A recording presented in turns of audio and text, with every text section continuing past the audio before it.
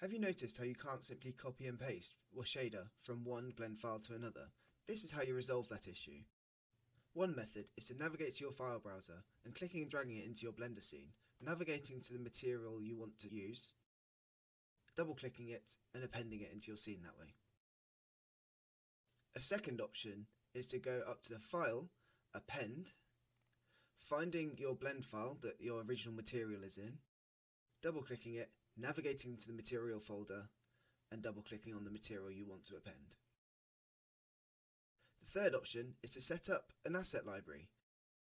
Go to Edit, Preferences, File Paths, and set the file path you want to store your assets in. You can set multiple. When you have your finished asset, right-click on the shield icon and click Mark as Asset. In your new file, go to the Asset Browser, locate your asset, and simply click and drag it onto the object you want to assign it to.